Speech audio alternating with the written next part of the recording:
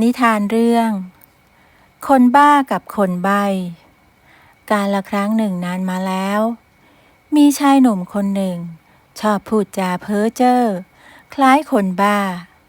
คนก็เลยมักเรียกเขาว่าไอ้บ้าไม่ว่าเขาจะทำอะไรก็ผิดหูผิดตาไปหมดชาวบ้านต่างก็พากันกลัวเกรงว่าเขาจะทำร้ายเอาและหลีกเลี่ยงที่จะพูดคุยกับเขานายบ้าอาศัยข้าวก้นบาทจากหลวงพ่อเพื่อประทังชีวิตเขาอยากมีเพื่อนอยากมีคนคุยด้วยแต่ก็ไม่มีใครคุยกับเขาวันๆเขาจึงเดินเตร่ๆไปตามถนนเก็บนั่นเก็บนี่ไปเรื่อยผู้คนจึงมองว่าเขาเป็นคนบ้าวันหนึ่งเขาเดินผ่านสวนกล้วยแห่งหนึ่งเห็นหญิงชราเจ้าของสวนกล้วยกำลังตัดใบตองนายบ้าจึงได้เดินเข้าไปช่วยฉันช่วยจ้ะยายไปนั่งพักก่อนเถอะขอบใจมากนะพ่อหนุ่มที่มาช่วยยายไม่เป็นไรจ้ะยายฉันยินดีนายใบได้ช่วยยายตัดใบตองจนเสร็จเรียบร้อยและช่วยแกม้วนและมัดใบตองเป็นมัดเพื่อนำไปส่งแม่ค้าที่ตลาดหญิงชรารู้สึกเอ็นดูพ่อหนุ่มคนนี้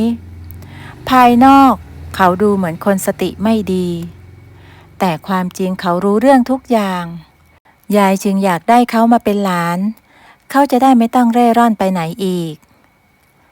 พ่อหนุ่มถ้าไม่มีที่อยู่ก็มาอยู่กับยายก็ได้นะยายไม่มีลูกหลานอีกอย่างยายก็จะได้มีคนช่วยทำงานด้วยขอบคุณมากจ้ะยายฉันไม่มีที่อยู่หรอกจ้ะค่ำไหนก็นอนนั่นอาศัยข้าวก้นบาทของหลวงตาหลวงพ่อที่วัดแล้วก็จะไปไหนก็มีแต่คนรังเกียจฉันจ้ะยายหญิงชราได้ฟังก็สงสารจึงตกลงให้เขามาอยู่ที่สวนกล้วยนี้ด้วยซึ่งเป็นหลานบุญธรรมนายบ้าดีใจเหมือนตายแล้วเกิดใหม่เขามีญาติเหมือนคนอื่นแล้วแต่นายบ้าขอเวลาสักพักจะกลับมาช่วยยายทำงานเขารู้สึกว่าเหมือนมีภารกิจบางอย่างที่รอเขาอยู่ข้างหน้าซึ่งยายก็ตามใจและเข้าใจเพราะบางครั้งสติสตังค์เขาก็ยังกลับมาไม่ครบกล่าวถึงนายใบ้ชายคนหนึ่งวัยไล่เลี่ยกันกับนายบ้าเขาเป็นใบ้ที่พูดไม่ได้ตั้งแต่กำเนิดทำอะไรก็ลำบากได้แต่พูดจาแบะและทำมือประกอบไปด้วยชาวบ้านต่างก็สงสารและเอ็นดูนายใบ้เป็นคนซื่อๆเขาชอบช่วยเหลือผู้อื่นอยู่เสมอและเขาก็จะได้ของกินเป็นสิ่งตอบแทนแม้ว่าเขาจะเป็นใบ้พูดไม่รู้เรื่องแต่ชาวบ้านก็เข้าใจภาษามือของเขาและเวลาจะใช้เขาทำอะไรก็ต้องทำภาษามือให้เขาเข้าใจซึ่งเขาก็เข้าใจและทำได้ทุกอย่างอยู่มาวันหนึ่งนายบ้าที่เดินเตะๆไปตามถนนเก็บนั่นเก็บนี่ไปตามภาษาคนบ้าเขาก็ได้พบกับนายใบ้นั่งร้องไห้อยู่ที่ศาลาริมน้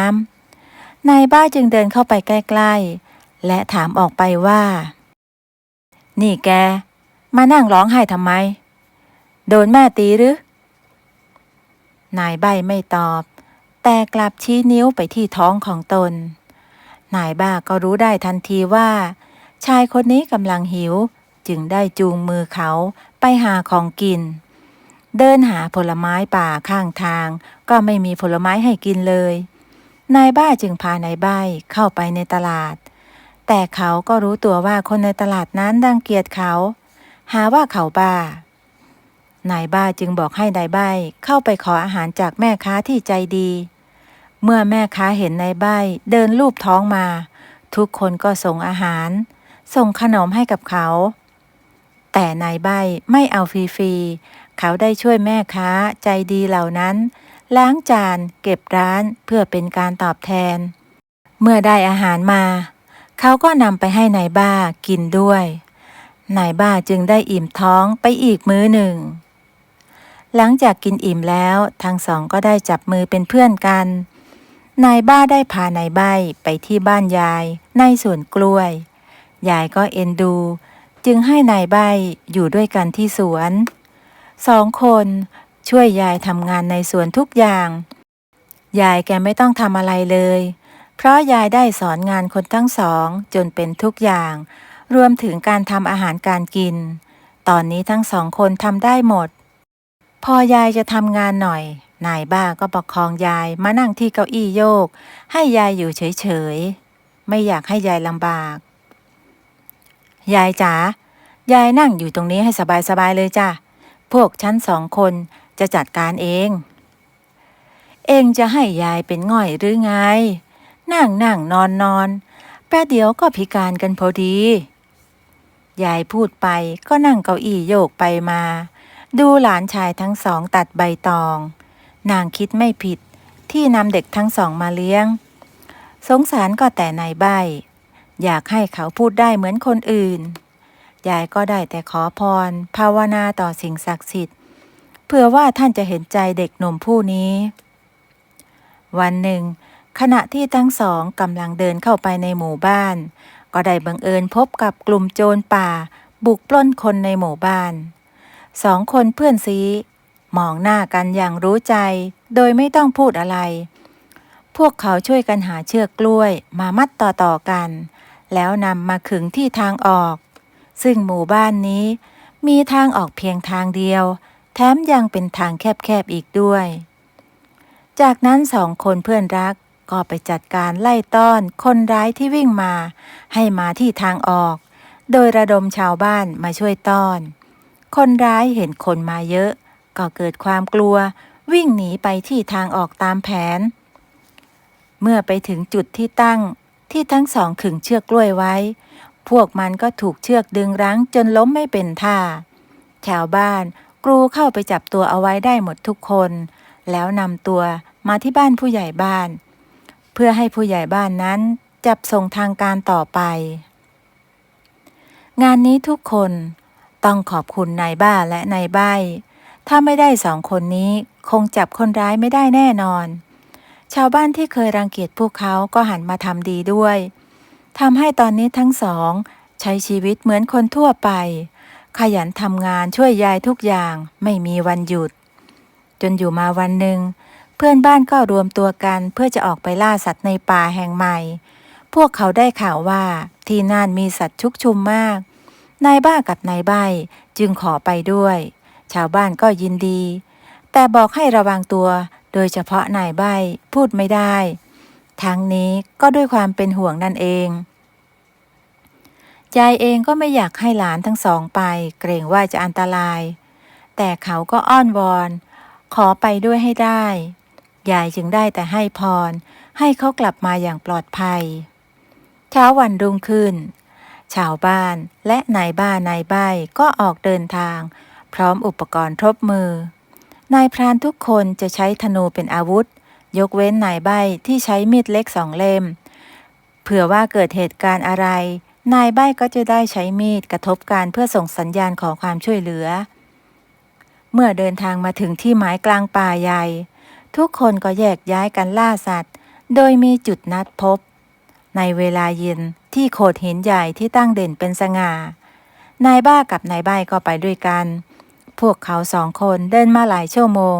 ก็ยังไม่เจอสัตว์สักตัวเดียวระหว่างนั้นนายใบ้ก็ได้สังเกตเห็นกระต่ายสีขาวตัวหนึ่งกระโดดไปมาอยู่ไม่ไกลนักจึงได้สะกิดให้นายบ้าตามไปดูนายบ้านั้นไม่เห็นมีอะไรเลยแต่ก็ต้องย่องตามนายใบ้อย่างเงียบๆนายใบ้ผู้เดินนำหน้าก็จับตาจ้องมองกระต่ายตัวนั้นไว้ตลอดเขาตั้งใจจะตะครุบตัวมันให้ได้ไม่ได้คิดฆ่ามันเพื่อเป็นอาหารทั้งสองย่องไปเงียบๆและเมื่อได้จังหวะ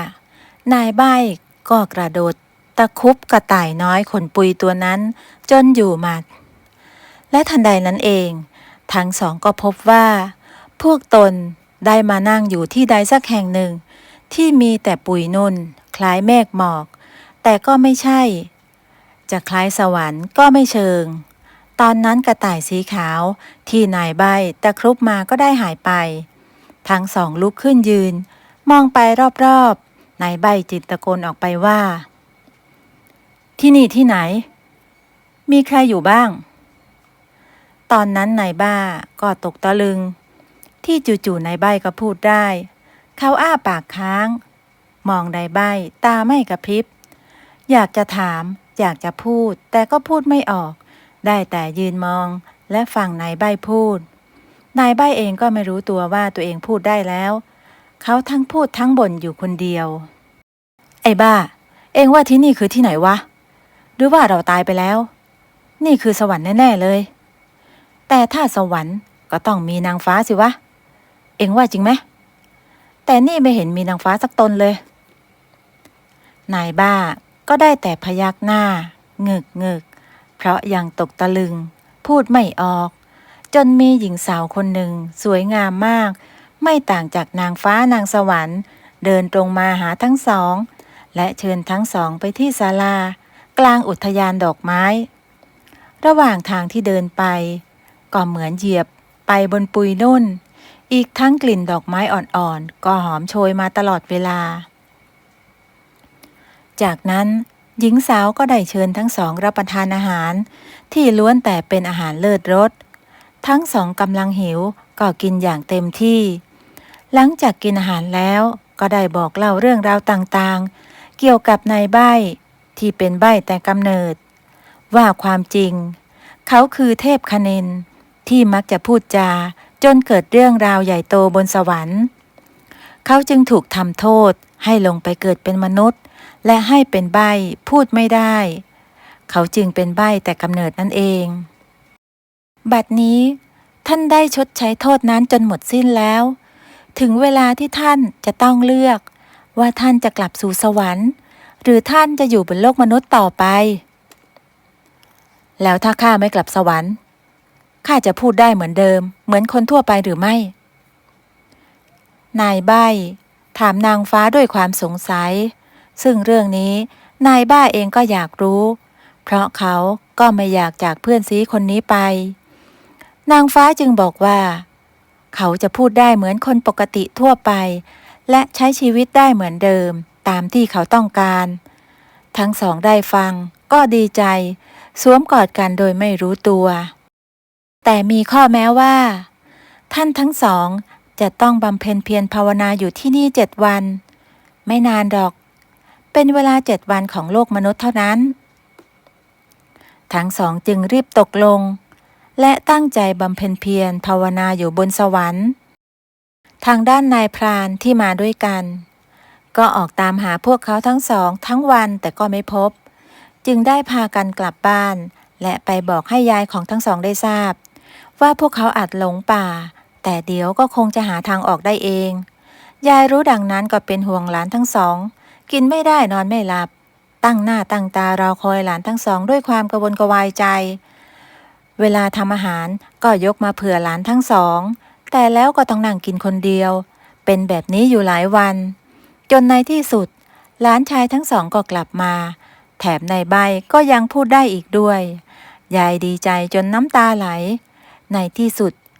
พระเจ้าก็เห็นใจเขาพูดได้แล้วฉันพูดได้แล้วจ้ะยายฉันพูดได้แล้วยายดีใจด้วยนะไอ้ใบ้เอ้ยเองมันช่างอาภัพนักยายดีใจด้วยจริงๆลูกทุกคนดีใจที่นายใบ้พูดได้ต่อไปทุกอย่างก็ง่ายขึ้นไม่ต้องใช้ภาษามือให้ลำบากทั้งสองช่วยยายทำสวนกล้วยจนมีฐานะร่ำรวยขึ้นและเขาก็ยังช่วยเหลือคนยากไร้ที่ไม่มีงานทำโดยการรับพวกเขาเข้ามาทำงานในสวนทุกคนจึงมีความเป็นอยู่ที่ดีขึ้นเพราะครอบครัวของยายและนายบ้านายใบ้นิทานเรื่องนี้สอนให้รู้ว่าความแตกต่างไม่ได้เป็นอุปสรรคในการอยู่ร่วมกันขอบคุณที่รับชมและรับฟังนะคะสวัสดีค่ะ